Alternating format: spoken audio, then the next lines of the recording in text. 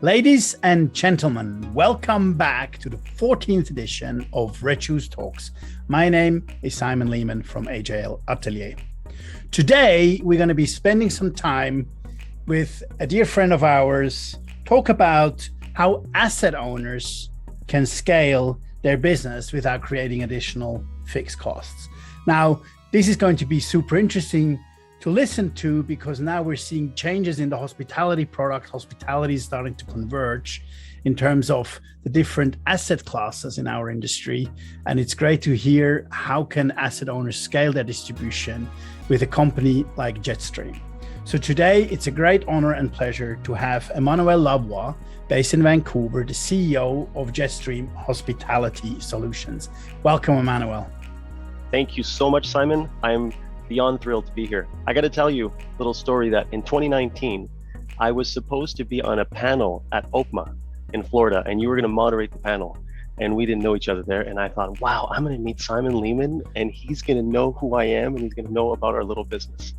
And here we are, 2 years Incredible. later. It is how, yeah, you got to trust the future, how things unfold. So thank you. Thank you very much. And it's great to have you. Now, we still haven't met physically, but we've spent a lot of time together already in the meantime. Yes. I've had the great pleasure to meet your partner in London last week, which was a highlight to meet Mike Liverton and in person. And last week at the conferences in Annecy in London, I met 18 people that I've worked with for hours and hours for the last 18 months, which I've never met personally. So this is still to come. But it's great to have you on the podcast today with us at Retros Talks. So let's dive right into it. I don't think Jetstream is as well known in this vacation rental and short-term rental industry. So why don't you explain to the audience what is Jetstream all about and what do you do as a business? Sure. So Jetstream is an all-in-one platform. It's essentially we've built a custom PMS internally. It's all proprietary technology, and we help partners, usually multi-unit asset owners or managers, but also single key owners and managers, market their assets and their short-term rentals onto pretty much all the major OTAs, even their own direct website they want. But it's not just the technology we do, and the magic sauce is we have the service, the human-powered service on top. We do all content creation, optimization, management, long-term. When new amenities get added on OTAs, we update the content and so on. And then we do all guest comms 24 hours a day, 7 days a week from our teams in Canada, Europe, and the Philippines. And we do all of that for certain partners, not for all partners, but we can do all of that in a white label fashion. So we're representing our partner's brand on all channels. Everything from the branding on the channels to the email template, the live chat, down to the credit card merchant of record stamp on the guest credit card when they book. So in a nutshell, that's what we do. But our expertise actually comes previously from helping the large resort operators plug their multi-unit assets into Airbnb and Vrbo, or Abritel, or HomeAway. That was our core competency back in 2017. At the time, we were based in Western Canada. We had a lot of resort partners, and we were taking their inventory and putting it on Vrbo manually. No APIs, just managing calendars in the background. And eventually, Vrbo and Airbnb wanted this inventory on their platform, so they've invited us to create an API, and they both didn't support multi-unit APIs at the time. So with Airbnb, we created a bit of a hack concept. We ran it by their engineering team. They approved it. So we went ahead and built it. And we were told by Airbnb that at the time, this was early 2017, we were the first multi-unit API into their engine, I guess. So we quickly went ahead and plugged into the Synexuses and TravelClicks of the traditional hospitality world. And we were first to bridge that tech gap with our service on top. That's where we come from. And I've explained where we are today. That's incredible, especially on the multi-unit front. And I think I would like to go a little bit deeper there, Emmanuel. The multi-unit issue is something that we tried to tackle in my previous career path with a very large property management company, where we also had some supply in multi-units. And we sort of, the only way we were able to display that multi-unit inventory was basically put every single unit onto the website and make that bookable. From a consumer behavior, that's obviously not a very good engagement in any shape or form, where you see like 50 units that are equally the same, and we had no ways to resolve that. What is sort of the secret in terms of approaching multi-unit when it comes to distribution? I mean, that's obviously the hotel industry. That's what they don't do anything else than doing that, obviously, and always have. But their logic behind it was always very different.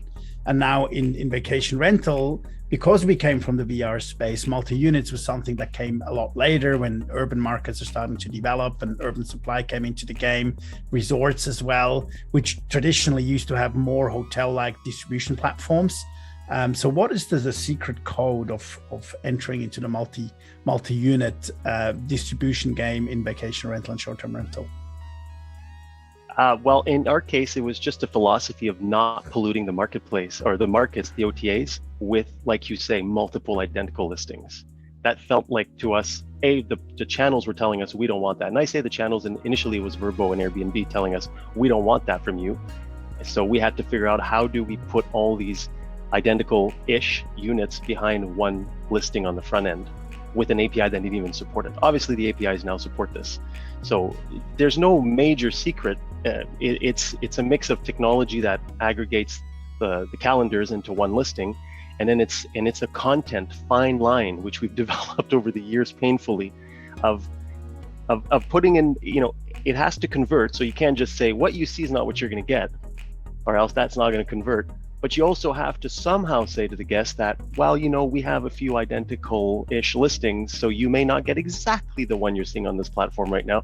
So it's balancing all that. That's on the distribution side. It gets quite a bit more complex internally when all of a sudden you're trying to put door codes for keyless entry on. You have a booking, well, the door code hasn't been assigned to a door yet. It may be reassigned based on cleaning staff and schedules on site. So this door code is moving around. Same with the cleaning, which door has to be cleaned when.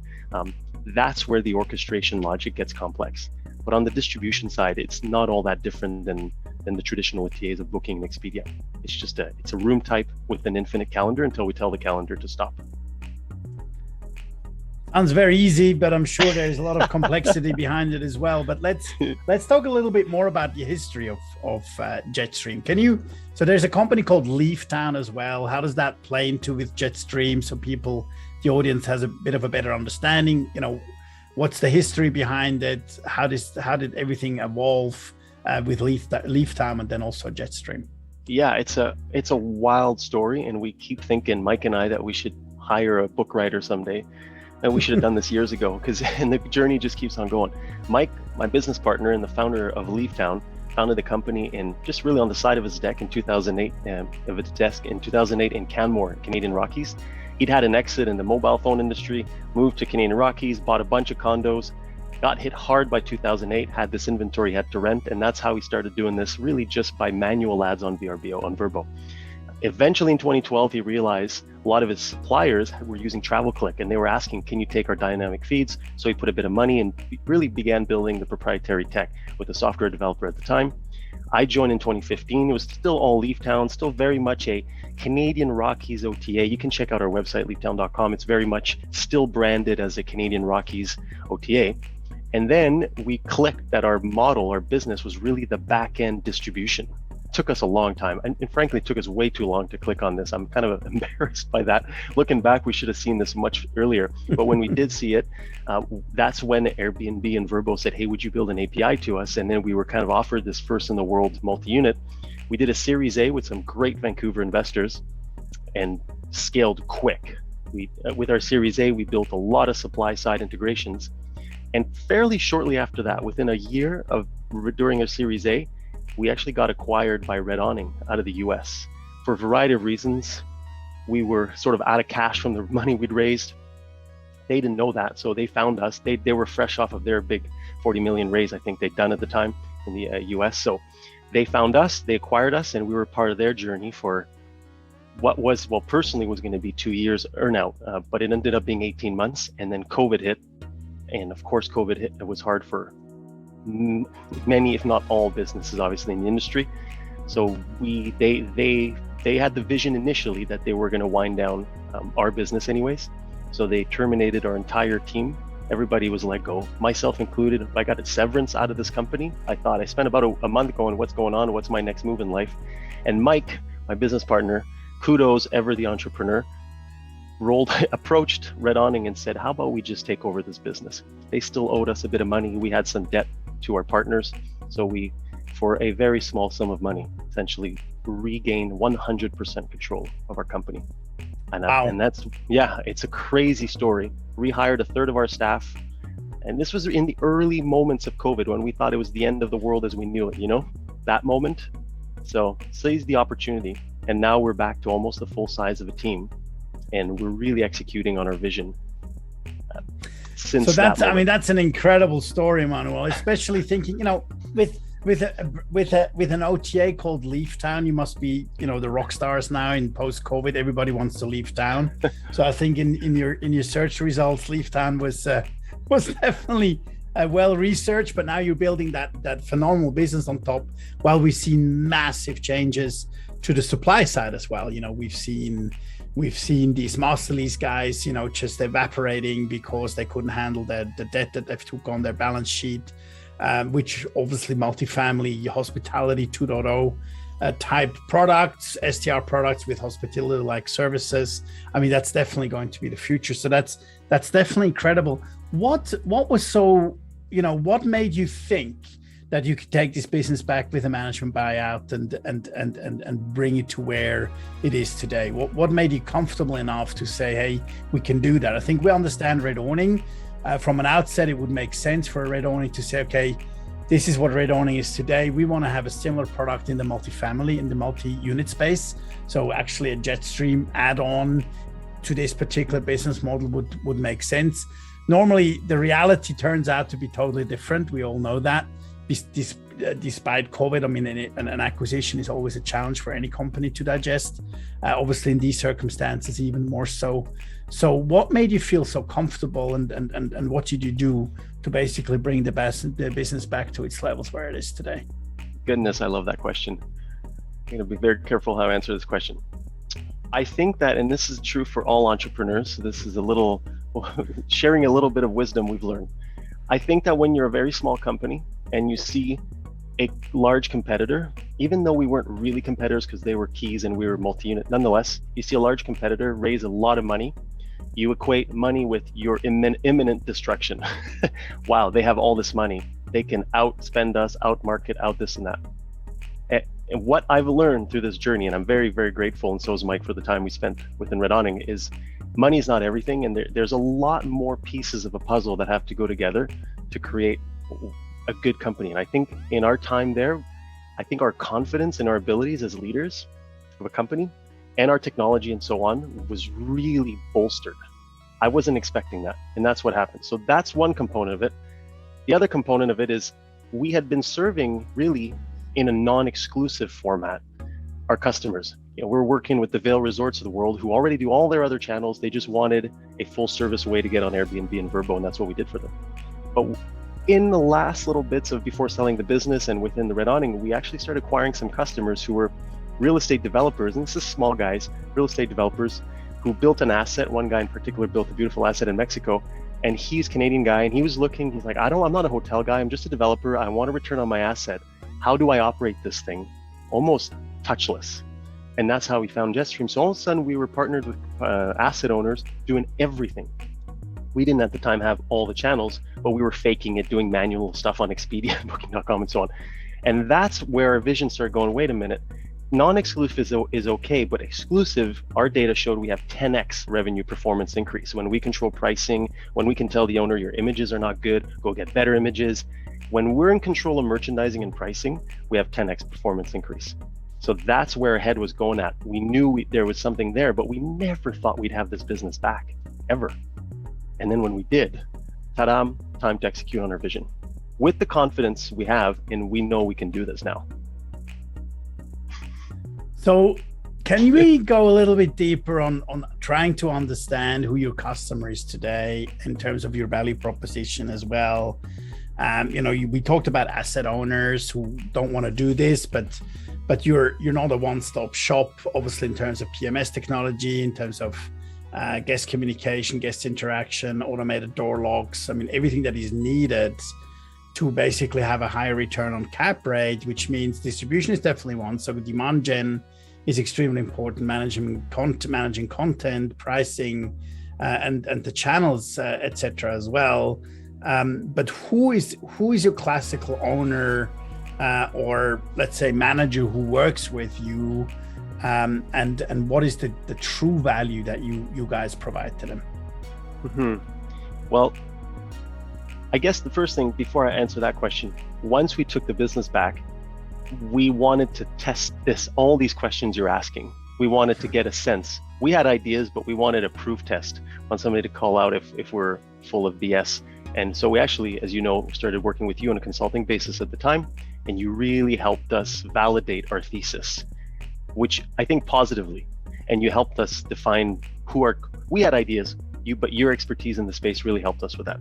So to answer now this question, and it's been validated, we stopped working together in that capacity about a year or so ago, and now we have customers exactly in our thesis. It spans the gamut, is the truth. It spans very, very much the gamut, but I have extreme examples to share of our customer. Our ideal customer, and this is the one that we're chasing every day, is large institutional money that wants to get into the short-term rental game, but doesn't have the technology, the skills, the tools, the know-how, the teams to do so. So we have an example in the US of that. Large institutional money acquired 10 fairly large hotels, and we are doing all of the distribution on all channels, plus the technology integrations with the keyless and so on, and we're doing it under their brand. Customer never knows there's a Jetstream in the background. So that's what we're looking for every day. But on the other end of the scale, we have a small cleaning company in Cape Cod who wanted to become a property manager, and by bolting Jetstream onto her company, she can do that without growing her team size at all. So in both cases, it's essentially asset owners or managers or aggregators in a way, and they don't have to grow team sizes to get into the short-term rental game. I think that's the target customer. Size is irrelevant other than we like big deals.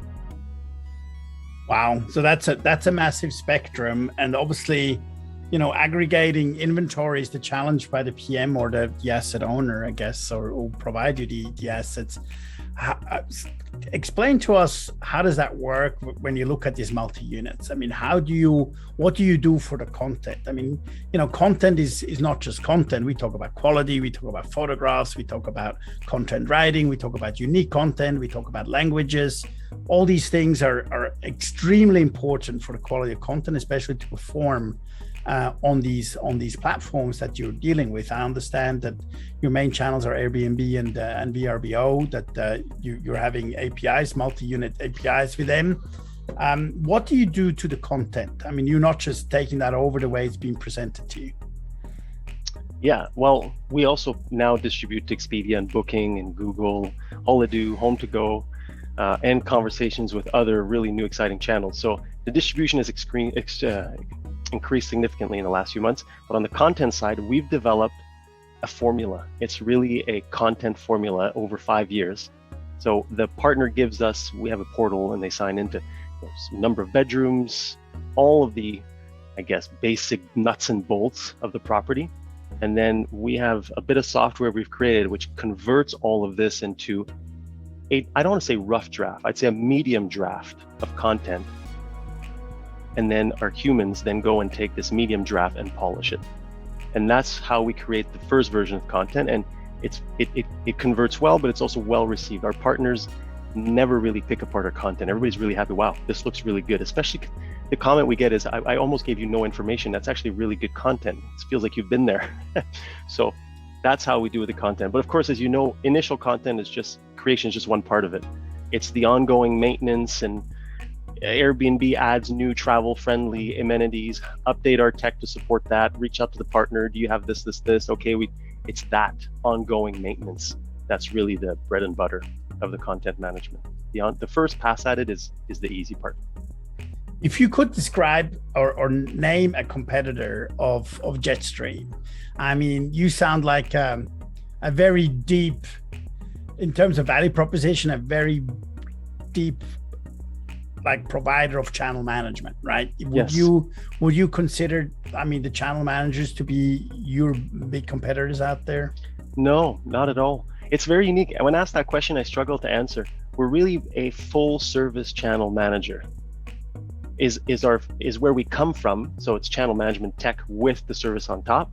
But now, as we've evolved into this new exclusive partnership business, it's the full service channel management, but it's also starting to bolt on PMS features, because we have to now have integrations with AutoHost for guest screening and Operto for keyless entry and VR Scheduler and Breezeway for the cleaning and maintenance management. So all the components and Wheelhouse for revenue management, that's starting to become a PMS, but it's all custom.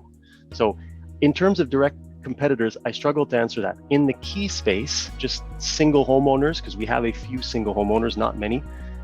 I'd say Red Awning, Evolve, Vacay Home, their new Vacay Home product. I would say that's probably our competitors on that spot, but we're really not going after that space. We're really focusing on the larger multi-unit asset in terms of how we're doing our marketing and advertising. That space, I don't know who our competitor is. In a way, it's not so much a direct competitor as it's, if I'm an asset owner, I have different options. I can buy a PMS and build an own team. So I guess in that sense, PMSs are competitors. I could work with a Saunders and just, here's my whole building and go at it. That's a competitor, but it's just a different model. So I'd say the different models are our competitors, but in our precise model, which is a rev share, where we do everything that's online marketing and they do everything that's on-site and cleaning and maintenance, I'd say in the multi-unit space, I can't think of a competitor that's directly against us. So we will talk about partnerships in a second, but the way I understand is that even Jetstream is now one of those who want to be the one-stop shop. I mean, we're looking at other platforms like PMSs. Actually, interesting enough, last week was the sort of the kickoff of the conference world again, and I had the pleasure to be at 2 conferences in London and France.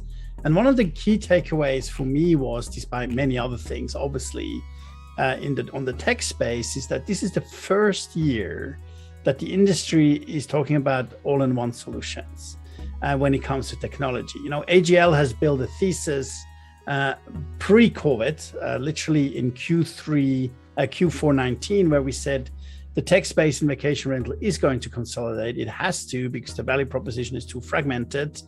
And now everybody goes to the same peak.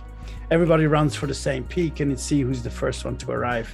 Would it be fair to say that Jetstream also wants to be in one solution, or not at all? Yeah, I think so. I think we're going to asset owners, managers, and saying, work with us, and we're going to take all the complexity out of all these components. So in that sense, we're an all-in-one solution for our partners. But from a technology perspective, Mike and I are both engineers, so we're very much, we don't have ideas that we can build it all in-house. Not unless we go and raise $400 or $500 million, which we're not going to do. So we're very good at what we do. We're the glue, we're API experts. That's what we've done since day one. That's what we do. And then we partner with what we think are best in class. And they're the best at what they do. And if we ever tried to do what they do better than them, I don't think we'd fail, because they spend all day thinking about what they do, and we spend all day thinking about what we do. So I think that's a bit of a difference. But as far as our customers concerned, they don't need to know that or be concerned about it. All they need to know is our group is the best at what we do, and we're the glue that holds it all together. That's a great explanation. So that means you're not an all-in-one solution when it comes across the value proposition what technology is concerned. So you're not thinking of, we're gonna conquer the revenue management space, we're gonna conquer the PMS space and everything else. You say, partnerships really work for us. Now, how do you, that's an interesting one, because, we've seen this with several other large platforms. They create marketplaces, they let everybody play there, and then all of a sudden they start building out their own features and the marketplaces become obsolete, and partners are very upset about it because they can't play anymore. And partnerships, to be totally frank, the way I see, partnerships are two-way streets. And if they're not well managed, they don't mean anything at all, right? And I once described the tech landscape as like this, the 60s of the vacation rental industry, where everybody sleeps with everyone, but ultimately, like, somebody might get pregnant, but others don't. And, and this partnership issue, like a couple of years ago, when every new entrant who came to this industry felt, I need to partner with everybody's out there because I need access to this inventory, I need access to that technology, etc., etc. But because a partnership is a two-way street, and it only works if both sides have equal interest to make it work. How does Jetstream approach these partnership issues? Yeah, I'm too simple of a mind to have that many 60s people in my bed. I think that we're very much, again, we're self-funded since we bought the business back, and we hope to not get to the point where we need to take VC funding for a long time. So that forces us to be extremely lean and extremely choosy with who we partner with. So we're not trying to have 4 keyless entry suppliers. In a way, we don't have the mindset of we're the PMS in the middle and everybody can connect, because we want our customers to have as many options as possible. We're coming into our customers and saying, you, Mr. Asset Owner, don't know this space. We do. And these are the best. So that, like, our solution and our partners are the best at this. So trust us to execute on this. And then we will just make sure to maintain that relationship with a few key third-party suppliers. That's how we're approaching this. So far, it's going very well. And that's a great approach. And despite the fact that you and Mike are so likable people, and your team as well to work with, and thank you for the flyers you've provided us before, but I can only say that it's been a great pleasure working with you, and it's been a great pleasure for us to work alongside you to help you grow the business, and also having been part of some of these partnerships. It's always great to see how they're flourishing. But tell me, but the partner itself needs to have an equal interest to make it work. What do they do for you? Like you mentioned a few before, like an AutoHost or an Aperto, of all companies we know, Breezeway, et cetera, which all make a ton of sense in terms of what you want to propose, because you can provide a better product or a more sticky product because you're already bringing additional solutions to the table, right? But what do they do for you? Well, they complement our product offering. So, for example, if we take the example of AutoHost, we know, and I wouldn't even have known this a year ago, and it obviously makes sense now that I know, but talking to the asset owners, asset protection is one of the top things. I'd say it's like, give me revenue and protect my asset is the most important things. Well, we're not going to go and build the liking of a tool of AutoHost internally. That's just not our expertise. So they complement our solution. We give them revenue. That's the two-way street. And they're very excited to be partnered with us because, yeah, they see our model as very scalable. So that relation. So it's always a two-way. They're complementing our product, and we give them revenue as the source of the demand, essentially. What comes first in these conversations? Let's talk about multifamily asset owners, and we truly believe this is going to be a new class in hospitality. We see finally hospitality content converging. We talked about the customer has converged about 2007, 2008, where different type of hospitality was offered on OTAs, but now the content itself, the hospitality content in itself, the product offering is converging, where hotels become closer to short-term rentals. You want more privacy, you want larger rooms, you want to have the flexibility to cook, but you want hotel-like amenities, et cetera, et cetera. So that's definitely happening. Now for Jetstream, when do you enter the conversation with these type of asset classes? Are you at top of funnel, or when does a conversation start when it comes about distribution? Great question. It's all over the map, and we're finding gaps in our offering, if I'm very honest, in terms of the consultative approach. So sometimes we come in very bottom of the funnel. Asset owner has been dabbling with a PMS, it's not working. Somebody they know introduces us, and boom, it's a very fast deal. We're in. We love those because we're up and running with listings and creating revenue for everybody very quickly. But now, as we're getting more and more exposure in the industry through various efforts, including PR, we recently had a private equity group in North America reach out, and they're asking questions super high funnel. We have capital. We want to get in the space. Where do we buy? Like this, you tell us, Jetstream, where we should start acquiring. And we've never been asked these questions before. So this is all of a sudden now we're looking for, obviously we have partnerships with AirDNA and Key Data, but knowing how to answer that question at that private equity level is a different skill set. And we're actually starting to create relationships with people who will help us answer those questions.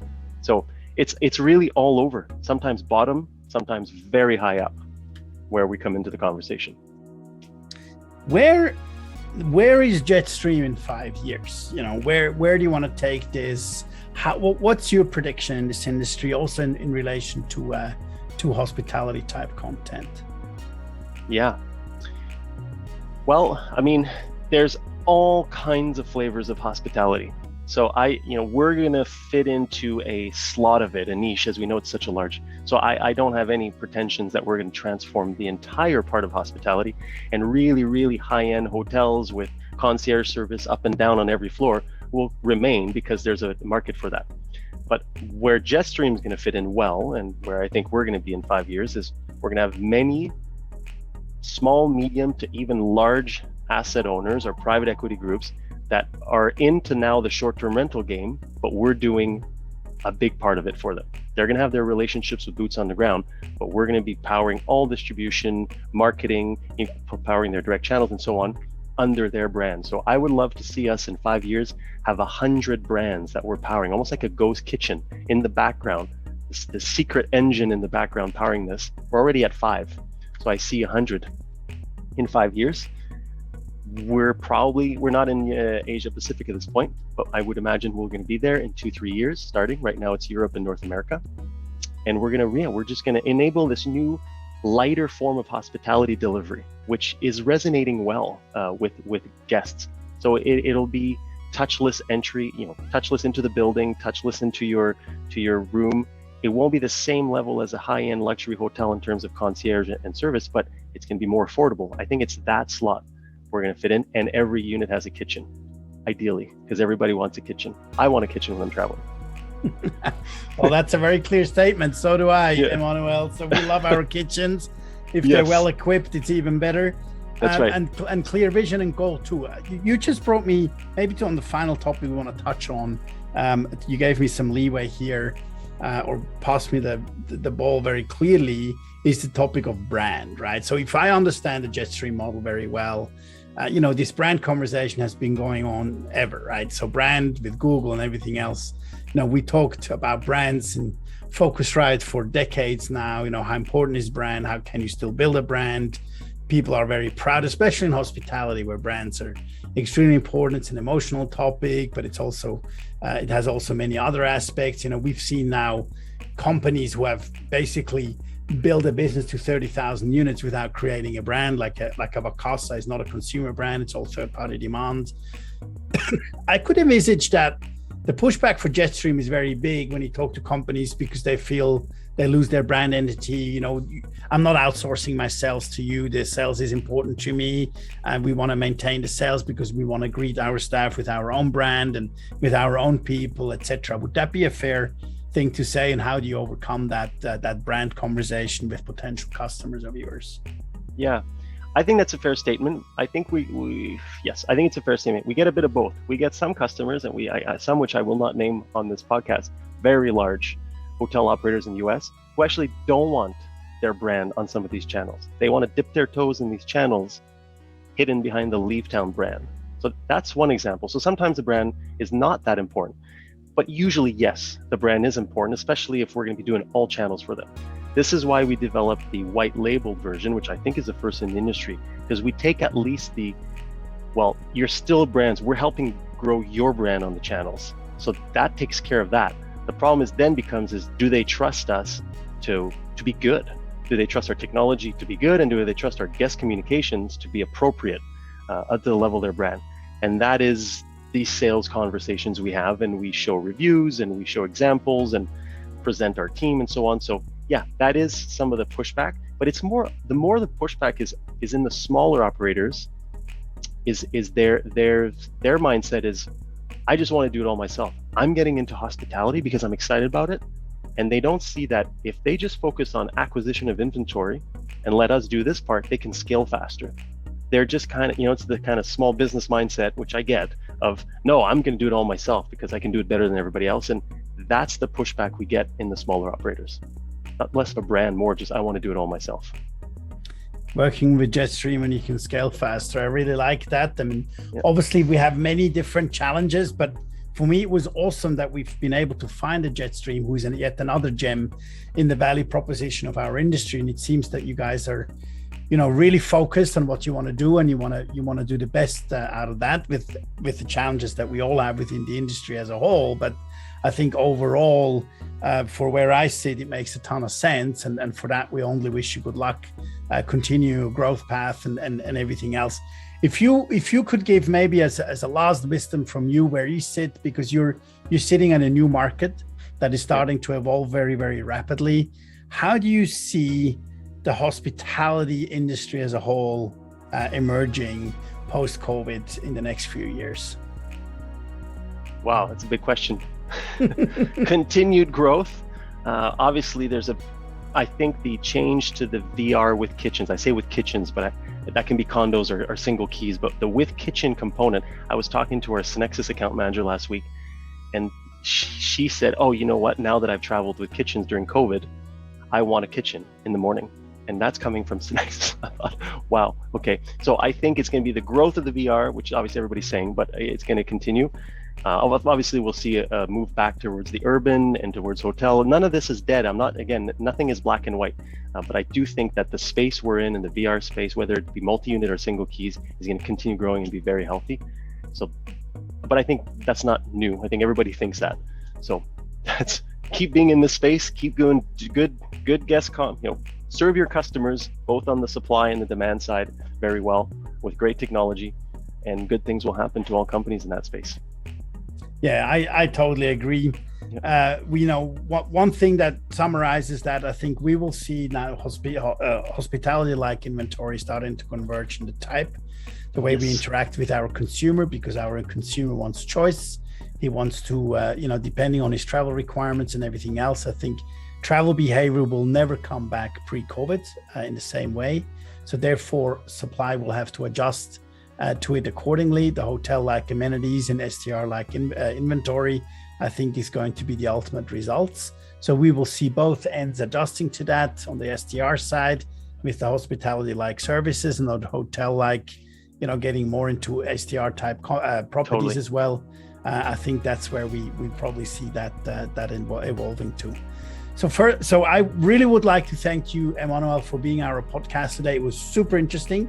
Multifamily, multi-unit distribution is definitely not an easy thing to do. It's a challenge. You guys seem to have cracked that code.